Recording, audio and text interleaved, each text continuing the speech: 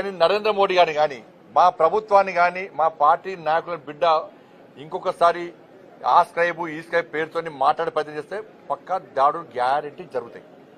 పక్కా నేను home minister చెప్పొద్దు, కానీ నీ అరాచకం పెరిగిపోతుంది. దాదాపు 100 సోషల్ యూట్యూబ్ ఛానల్ పెట్టుకొని అడ్డాదారులు సంపాదించిన పైసలు వాళ్ళకి వెచ్చించి వాటి ద్వారా ఏదో చేయాలని చూస్తున్నావు.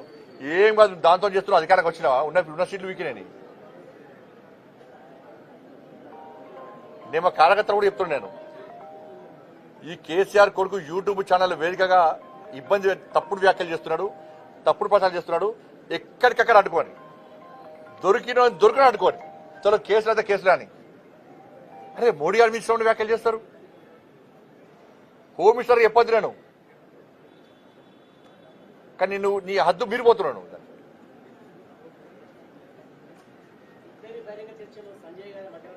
పక్కా ఉంటా, పక్కా 100% ఉంటా. కరీంనగర్ వేదిక రెడీ, నేను వేదిక ఏర్పాటు చేస్తాను. నేను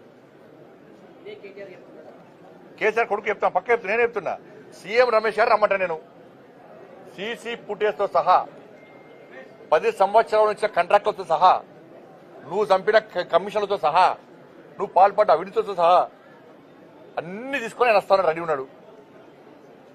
నువ్వు ఎప్పుడు వస్తావో టైము డేట్ ఫిక్స్ అయ్యి నువ్వు మళ్ళీ దీన్ని తప్పించి ప్రజల దృష్టి మళ్లించడానికి మీడియా అటెన్షన్ డైవర్ట్ చేయడానికి నువ్వు మళ్ళీ వేరే పెడితే నేను పబ్లిక్ క్షమించాను.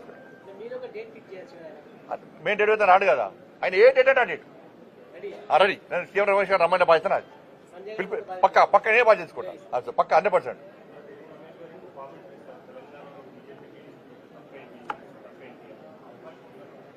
అన్న భారతీయ జనతా పార్టీ ఇప్పుడు మూడదానికి గిదే మీరు చేసిరన్న. మూడదానికి ఏం చేశారు? బీఆర్ఎస్ బీజేపీ ఒకటి కుంభం వచ్చారు. బీఆర్ఎస్ బీజేపీ ఒకటి కుంభం. ఇవాళ వాస్తవం బయటపడేది లేదా? ఇది మేము మొత్తుకొని కాదనంటే వదికు మీడియా చెప్పబడుతుంది, ఊళ్ళలో ప్రచారం చేస్తుంది. మా కుంభములు చేయాలి. ఇంకా దరిద్ర పాడుతో మేము పెట్టుకుంటామంటే కూడా వినపోతుంది మీరు. ఇలా వాస్తవాలు బయటపడ్డాయా లేదా? ఇప్పుడు మళ్ళీ మన కొత్త దుకాణం పడుతుంది, మళ్ళీ టీడీ పని పడుతుంది. మళ్ళీ మేము తెలంగాణ రాష్ట్రంలో మేము అహంకారంతో చెప్తలేము. తెలంగాణ రాష్ట్రంలో భారతీయ జనతా పార్టీ స్వతగా పోటీ చేస్తుంది. నరేంద్ర మోడీ గారి చరిష్మా, నరేంద్ర మోడీ గారు ఈ తెలంగాణ రాష్ట్రంలో అమలు చేస్తున్న సంక్షేమ పథకాలు, అభివృద్ధి, ఇవాళ బీఆర్ఎస్ పార్టీకి వ్యతిరేకంగా ఏ విధంగా నిర్ణయించుకున్నారో అతి తక్కువ సమయంలో కాంగ్రెస్ పార్టీ ప్రజా వ్యతిరేకత చూరకున్నది. కాబట్టి ప్రజల లోపల చర్చ జరుగుతున్నది ఆల్రెడీ. ఏమనంటే ఒక్కసారి భారతీయ జనతా పార్టీకి అవకాశం ఇవ్వాలి. అందరికీ ఇచ్చాం అధికారం, బీజేపీకి ఇద్దాం అవకాశం. అందరికీ ఇచ్చాం అధికారం, బీజేపీకి ఇద్దాం అవకాశం అనేటువంటి ఆలోచనతో ప్రజలు ఉన్నారు. కాబట్టి తప్పకుండా మేము ఈ ఎన్నికల్లో గెలవబోతున్నాం. స్థానిక సంస్థల ఎన్నికల్లో కూడా మేము గెలవబోతున్నాం.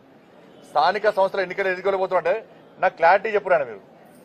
రాష్ట్ర ప్రభుత్వము ఈ ఎన్నికలు ఎందుకు నిర్వహిస్తున్నది చెప్పండి మీరు.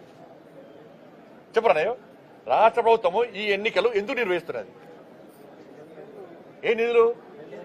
మరి కేంద్రంలోకి వచ్చినంత మరి ఓట్లు ఎవరికి వేయాలి? మాకేయాలి కదా.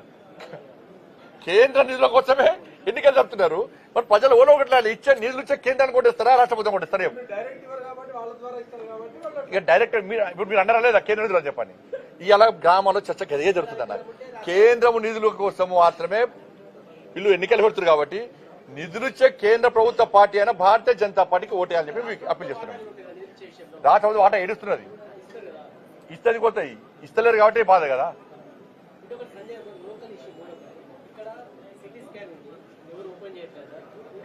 ఇప్పుడు అందుకే అయిపోయినాం మేము. ఇప్పుడు అందుకే ఏం చెప్పినామంటే వాళ్ళు ఏమంటారు, స్టాఫ్ లేరు సార్ అంటున్నారు, టెక్నీషియన్స్ ఎక్స్పర్ట్స్ లేరు సార్.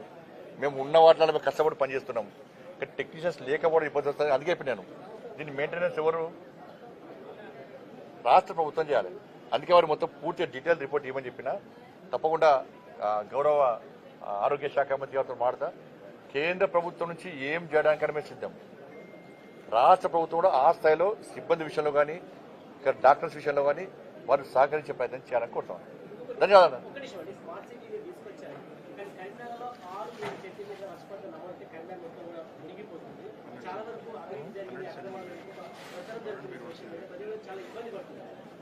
అవి ఆర్ఎన్బి రోడ్డు ప్లస్ భారీ భారీ వర్షం ఉంది కాబట్టి ఓన్లీ కన్వేరే కాదు మొత్తం దాదాపు తెలంగాణ రాష్ట్రం అంతా మునిగిపోయింది.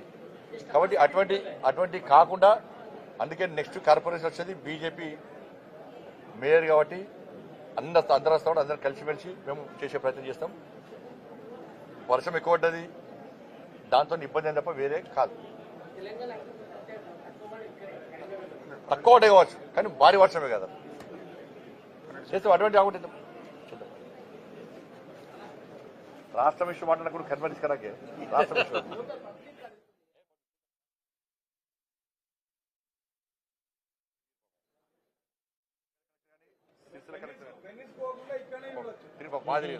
తిరిగి చేశారు. అంటే మీరు అంతకుముందు కేసీఆర్ యొక్క లండ్ అదేది డల్లా జుల్లే